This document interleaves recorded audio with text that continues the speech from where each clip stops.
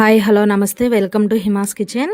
ఈరోజు వీడియోలో ఇంట్లో కూరగాయలు ఏమి లేనప్పుడు అప్పటికప్పుడు ఇలా రైస్ని ప్రిపేర్ చేసుకోండి, భలే టేస్టీగా ఉంటుంది. ఈ రైస్ ప్రిపేర్ చేసుకోవడం కోసం ముందుగా స్టవ్ ఆన్ చేసుకొని కడాయి పెట్టుకొని ఇందులో ఒక 2 టేబుల్ స్పూన్ల వరకు పల్లీలు వేసుకొని వీటిని బాగా ఫ్రై చేసుకోవాలండి. మీడియం ఫ్లేమ్లో పెట్టుకొని బాగా ఫ్రై చేసుకున్నట్లయితే పప్పు లోపల వరకు కూడా చక్కగా ఫ్రై అవుతుంది.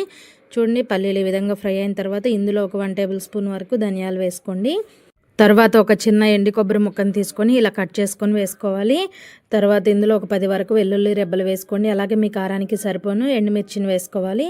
ఇప్పుడు ఇందులో ఒక 1 టేబుల్ స్పూన్ వరకు జీలకర్ర వేసుకొని ఫ్లేమ్ని లోలో పెట్టుకొని వీటన్నిటిని కూడా బాగా ఫ్రై చేసుకోవాలండి. చక్కగా మనకి మీడియం ఫ్లేమ్లో పెట్టామనుకోండి అన్నీ కూడా చక్కగా ఫ్రై అవుతాయి. హై ఫ్లేమ్లో పెట్టకుండా లో ఫ్లేమ్లో పెట్టుకుని బాగా ఫ్రై చేసుకోవాలి. తర్వాత ఇందులో కొంచెం కరివేపాకు కూడా వేసుకొని ఈ కరివేపాకు కూడా బాగా క్రిస్పీగా అయ్యేంత వరకు ఫ్రై చేసుకోవాలి. చూడండి, అన్నీ కూడా ఈ విధంగా బాగా ఫ్రై అయిన తర్వాత ఇప్పుడైతే కనుక స్టవ్ ఆఫ్ చేసేసేయండి. మనకు కరివేపాకు అనేది చేత్తో నలిపితే మనకి పౌడర్ లాగా అవ్వాలండి. అలా అయ్యేంత వరకు కరివేపాకును కూడా ఫ్రై చేసుకోవాలి.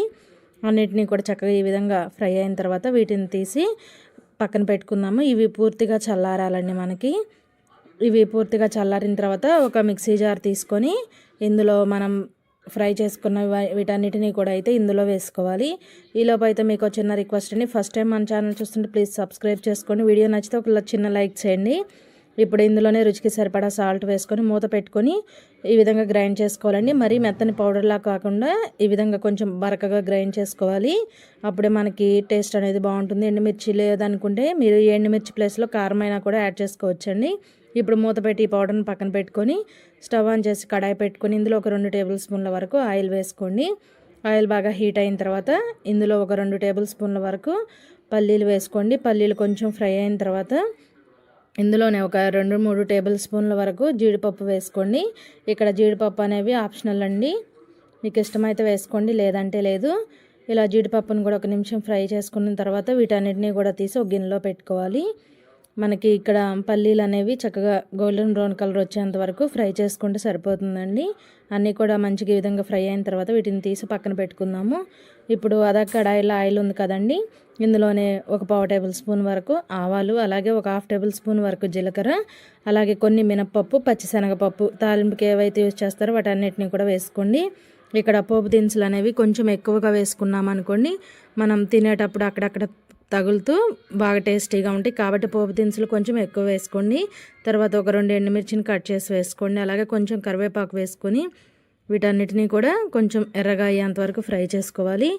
ఇలా ఫ్రై అయిన తర్వాత ఇందులో ఒక 2 పచ్చిమిర్చిని కూడా ఇలా కట్ చేసుకొని వేసుకోండి. వీటితో పాటు ఒక ఉల్లిపాయని ఇలా బారుగా ముక్కలుగా కట్ చేసుకొని వేసుకోవాలి. ఇప్పుడు ఈ ఉల్లిపాయలు మనకి సాఫ్ట్గా అయ్యి కొంచెం ఫ్రై అయ్యేంత వరకు వీటిని బాగా ఫ్రై చేసుకోవాలండి.